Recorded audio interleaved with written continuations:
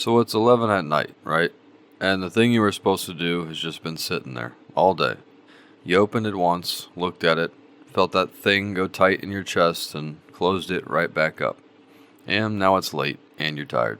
And on top of all that, you've got this little voice in the back of your head. Lazy, worthless, waste of potential. You said you'd do it, but you didn't. Again. Somewhere in there, you've decided that says something permanent about who you are as a person.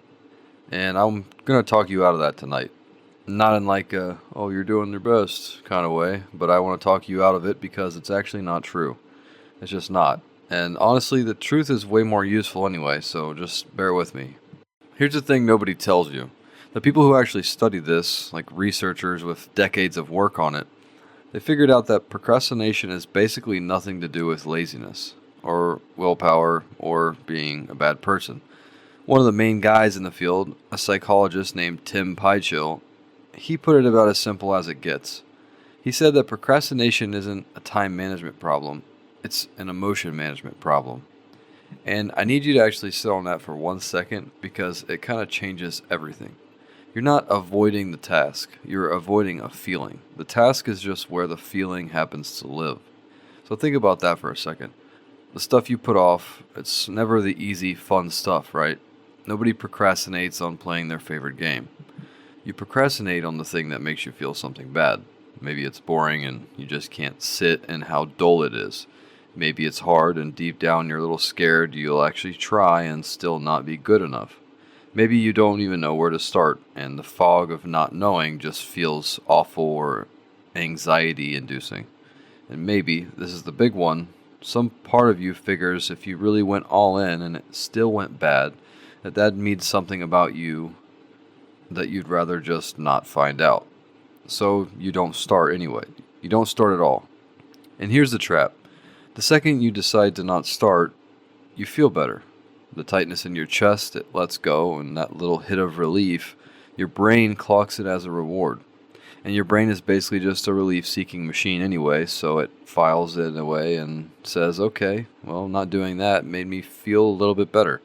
So we're going to do that next time.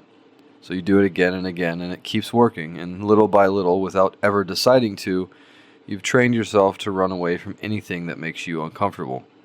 That's the whole thing. It was never that you don't care. It's almost the opposite. You care so much that it makes you anxious, and bailing on it is just the fastest way to make that anxiety shut up. Because here's the cruel part, right? The relief doesn't last. There were these studies that followed students across the whole semester.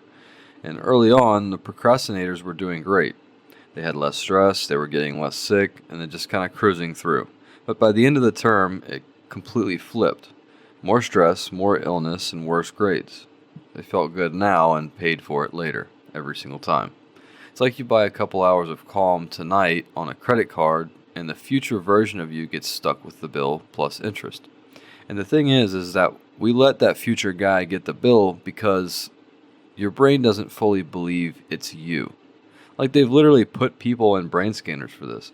And when you think about your future self, your brain lights up almost the same way it does when you're thinking about a complete stranger.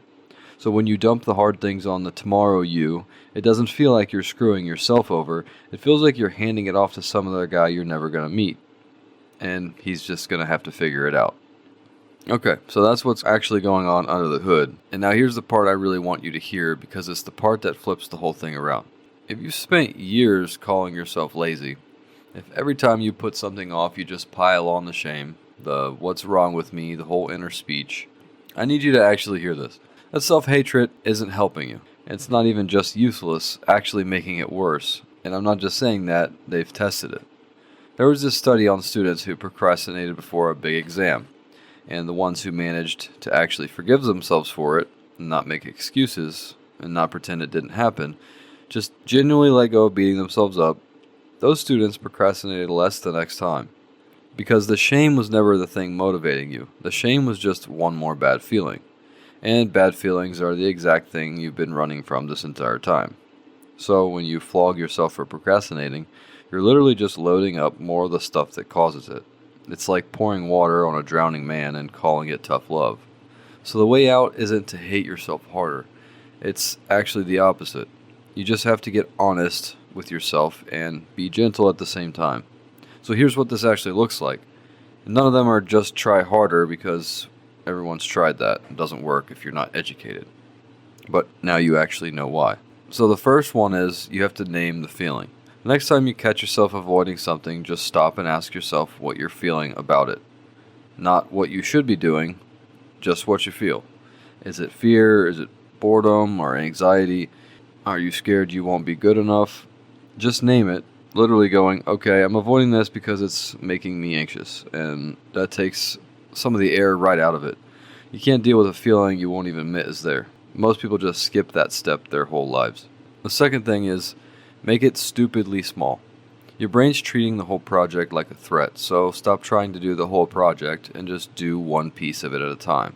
Don't write the whole essay in one go, just write a couple sentences. Don't clean the whole place, just clean one room. And here's the trick nobody believes till they actually try it. Motivation doesn't come first. The action always comes first. The motivation shows up after you've already started. Like you've been sitting around your whole life waiting to feel ready before you begin, but it works the other way around. You begin badly, and then feeling kind of ready comes and finds you. Starting is its own little bit of magic. Honestly, once you crack the thing open, your brain actually starts itching to finish it. The third thing, make a plan so specific it's almost dumb. Not, I'll do it tomorrow. That's not a plan, that's a wish. I mean, like when I get home and I'm done eating dinner, I'm going to sit at the desk and do this task. That's it. And there's real research on this. People who plan the exact when and the exact where finish way more often than people who have just some vague goal in their brain that they haven't written down. In one study, it was more than double. The same person, same task, same ability. The only difference was they decided when and where. So when the moment actually showed up, there was no decision left to flinch away from. They had already decided in their head. And the fourth and final thing is that this one helps the rest of the points. You have to forgive yourself for all the times you didn't. That version of you that's been putting stuff off and hating himself for it, you gotta let him off the hook. And not because it didn't matter, but because dragging all that shame into tomorrow is the exact thing that's gonna make you avoid tomorrow too. You can't punish your way out of this. You can only kind of set the weight down and start again lighter. Now, I want to be straight with you about one thing before I let you go, because there's a difference between the everyday avoidance I'm talking about, the normal human stuff, and something deeper. If you're finding you generally can't start anything, anywhere, in any part of your life, and it's been going on a long time, and it comes with this heaviness that just doesn't lift, that might not be procrastination at all. It might be depression or anxiety, or the way ADHD actually works in a real brain. And no amount of naming the feeling or starting small fixes that.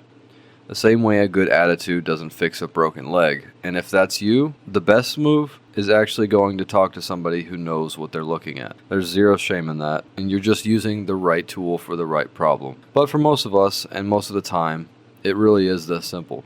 Even if it's not easy, you're not lazy, you never were. You're just a person who feels things. Standing in front of a thing that makes you feel some type of way, doing the most human move that there is, and moving away from something that hurts. But that feeling that you're running from, it's not some verdict on your character. It's just a feeling. And feelings, it turns out, can be faced, and you can walk right up to the thing and just start anyway. That's the whole game. And that's all I got. Take care.